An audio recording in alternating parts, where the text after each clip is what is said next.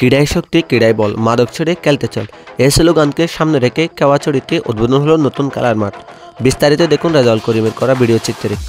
উকিয়া কেওয়াচড়িতে নবগঠিত সামাজিক ও ক্রীড়া সংগঠন কেওয়াচড়ি আদর্শ ক্রীড়া সংসদ এর উদ্যোগে অনুষ্ঠিত হলো নতুন খেলার মাঠের আনুষ্ঠানিক উদ্বোধন। স্থানীয় যুব সমাজকে খেলাধুলার মাধ্যমে সুস্থ পথে এগিয়ে নেওয়ার পথই দীর্ঘদিনের প্রত্যাশিত এই মাঠ উদ্বোধনের পর এলাকাবাসীর মাঝে সৃষ্টি হয়েছে আনন্দের উৎসমুখর পরিবেশ। এ সময় উপস্থিত ছিলেন কেওয়াচড়ি আবাসন প্রকল্পের নবনির্বাচিত সভাপতি জনাব আমির মোহাম্মদ আমির। তিনি বলেন, একটি সংগঠিত সমাজ গঠনে খেলাধুলার ভূমিকা সবচেয়ে বেশি।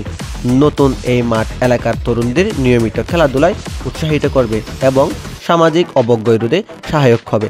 বিশেষ অতিথি হিসেবে উপস্থিত ছিলেন আবাসন প্রকল্পের নবনির্বাচিত সাধারণ সম্পাদক জনাব ফুরকান উদ্দিন। তিনি সংগঠনের সদস্যদের প্রশংসা করেন, বলেন, নিজেদের উদ্যোগে এই ধরনের একটি মাঠ তৈরি করা নিঃসন্দেহে প্রশংসনীয়। ভবিষ্যতে আরও বড় আয়োজন করতে আমরা সর্বাত্মক সহযোগিতা করব। এছাড়া উপস্থিত ছিলেন স্থানীয় সমবায় সমিতির নেতৃবৃন্দ, উপদেষ্টা কমিটির সমিতির সদস্যরা, এলাকার গণ্যমান্য ব্যক্তি, সামাজিক কর্মী, শিক্ষক, খেলোয়াড় ও অসংখ্য সাধারণ মানুষ। সবাই একমত হয়ে বলেন, কেওয়াচড়ি আদর্শ ক্রীড়া সংসদের এই উদ্যোগে এলাকার তরুণরা মাদক, সন্ত্রাস সহ সব অসামাজিক কার্যকলাপ থেকে দূরে থাকবে এবং খেলাধুলার মনোনিবেশন করতে পারবে।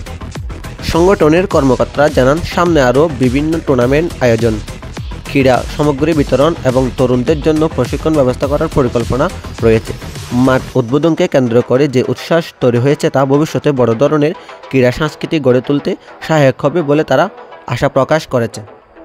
খেলা শেষে কেওয়াচড়ি আদর্শ ক্রীড়া সংসদের পক্ষ থেকে উপস্থিত সকল অতিথি, খেলোয়াড়, দর্শক এবং এলাকাবাসীর প্রতি আন্তরিক মোবারকবাদ ও কৃতজ্ঞতা প্রকাশ করা হয়। তারা বিশ্বাস করে এই মাঠ শুধু খেলাধুলার ক্ষেত্রে নয়, বরং পুরো কেওয়াচড়ি এলাকার সামাজিক বন্ধন ও ঐক্যের প্রতীক হয়ে থাকবে। এই সময় সংগঠনের সদস্যদেরকে নিয়ে একটি প্রীতি ফুটবল ম্যাচের আয়োজন করা হয়, যা মাঠ উদ্বোধনকে আরও প্রাণবন্ত করে তোলে। উপস্থিত দর্শনার্থীরা ম্যাচ উপভোগ করেন উৎসাহ উদ্দীপনার মধ্য দিয়ে।